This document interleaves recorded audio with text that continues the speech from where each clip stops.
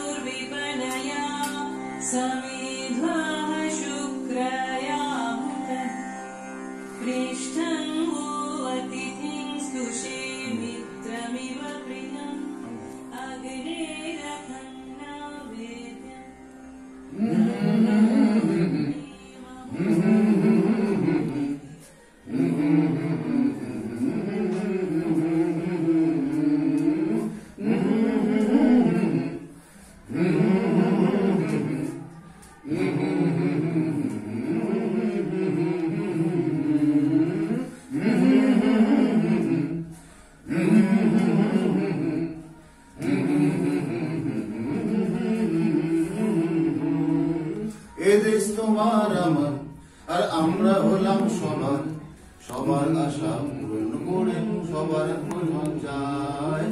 আনন্দ জগতে সব সৃষ্টি নিয়ে বাঁচে, সাহস নিয়ে সবাই মিলে পুরুষকে দাঁড়ায়।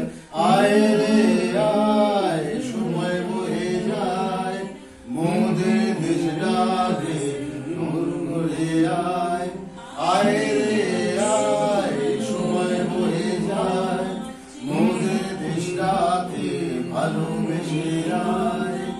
আয় রে আয়, আয় রে আয়, আয় রে আয়, আয় রে আয়।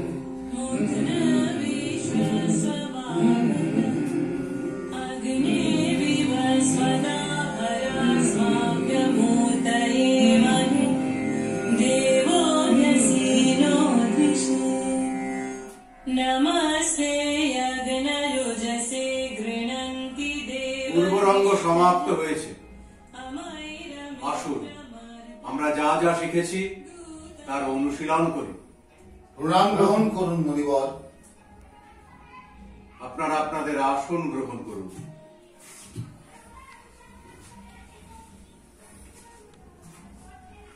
বলুন, আপনারা কি উদ্দেশ্য নিয়ে এখানে এসেছেন?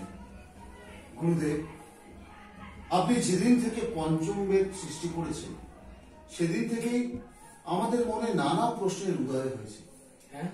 আমরা তার উত্তরের আশায় আপনার কাছে এসেছি। দ্বিধা না করে জিজ্ঞাসা করুন। গুরুদেব, এই নাট্যশাস্ত্র এর উৎপত্তি কোথা থেকে, আর এর উদ্দেশ্যই বা কি?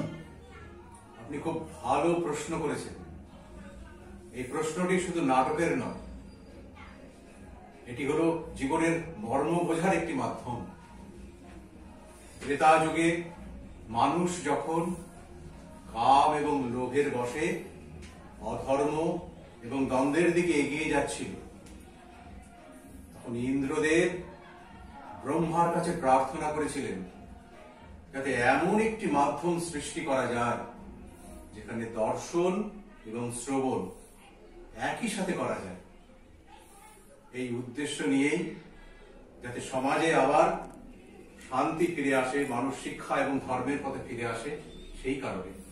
গুরুদেব, বেদ হলো সকল জ্ঞানের ভান্ডার, তার মধ্যেই রয়েছে জগতের সকল রহস্য।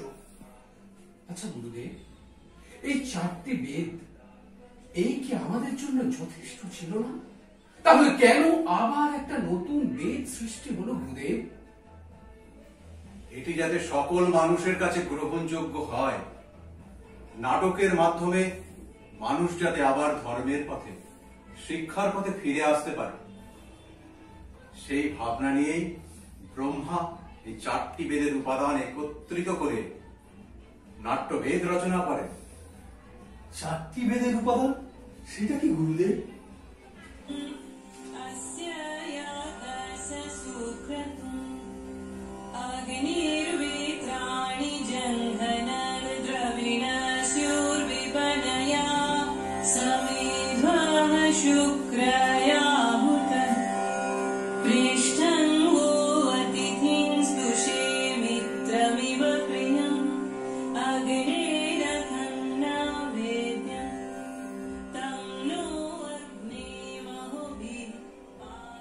এই যে পাঠটা শুনছেন, এটি ব্রহ্মা ঋগ্বেদ থেকে নিয়েছেন, আর এর উৎপত্তি সামবেদ থেকে।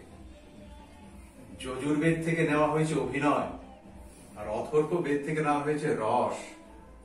এই 4টি বেদকে একত্রিত করে ব্রহ্মা নাট্যবেদ রচনা করেছিলেন। গুরুদেব, নাট্যশাস্ত্র কি শুধুমাত্র দেবতাদের জন্যই রচনা করা হয়েছে? না, রাক্ষসেরা ব্রহ্মাকে প্রথমে এই প্রশ্নই করেছিলেন। উত্তরে ব্রহ্মাদেব বলেছিলেন নাটক সবার জন্য, এতে দানব, মানব, রাক্ষস, দেবতা সবাই অংশগ্রহণ করতে পারে। নাটক হচ্ছে এমন একটা মাধ্যম যাতে যারা কষ্টে ক্লান্তিতে ভোগে তাদের সান্ত্বনা দেওয়ার একটা উপায়। নাটকে জ্ঞান, রস, কাজ সব কিছুর মধ্যে অন্তর্ভুক্ত আছে। এমন কোনো কাজ নেই, এমন কোনো জ্ঞান নেই যা নাটকে পাওয়া যায় না। আশ্চর্য! এ তো দেখছি জাগতিক এবং অপ্রাকৃত সকল বসিয়া বস্তু এর মধ্যে সমাজ্জিত। সমস্ত কিছু এই শিল্পের মধ্যে লুকিয়ে রয়েছে গুরুদেব। মণিবর, নাট্যশাস্ত্র এমন একটি শাস্ত্র, এমন একটি দুর্দান্ত শাস্ত্র যা আমাদের জীবনে অপরিহার্য, অনেকটা আমাদের শ্বাস নেওয়ার মতোই প্রয়োজনীয়। তাহলে গুরুদেব, আমাদের সমাজ এটাকে গ্রহণ করছে না কেন? আমাদের শৈল্প শিল্পীরা তাদের প্রয়োজনীয় মনে করছে না কেন গুরুদেব? আমরা শিল্পী, নীতি নির্ধারক নই। শিল্পকর্ম করাই আমাদের কাজ। নীতি নির্ধারকেরা আমাদের কথা বুঝবেন এবং আমাদের কাজ করার জন্য, পরীক্ষা নিরীক্ষা করার জন্য ব্যবস্থা করে দেবেন। এই নাটক শুধু একটি শাস্ত্র নয়, এটি সমাজের একটি দর্পণ।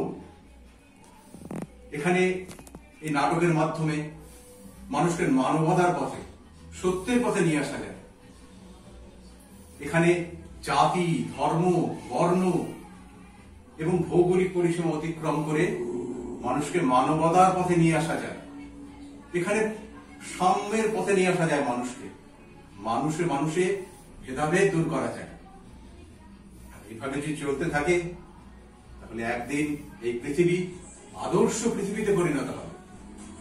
নাটকবিহীন সমাজ সে যে পশুদের সমাজ গুরুদেব। শিল্প এবং শিল্পীরা যাতে তাদের প্রাপ্য সম্মান পায়, প্রাপ্ত স্থান পায়, সেই আশা এবং প্রত্যাশা নিয়ে আমি নাট্যশাস্ত্রকে পঞ্চম বেদ বলেছি। পঞ্চম বেদ?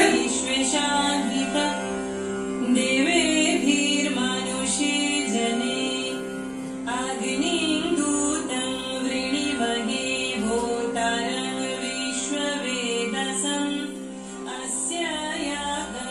গোষ্ঠীগণ, আমার নাট্যশাস্ত্রের পুত্রেরা তাদের পরিবেশনা প্রস্তুত করেছে। তারা আপনাদের স্বাগত জানানোর জন্য প্রস্তুত। চলুন চলুন আমরা নাটকটি উপভোগ করি। চলুন।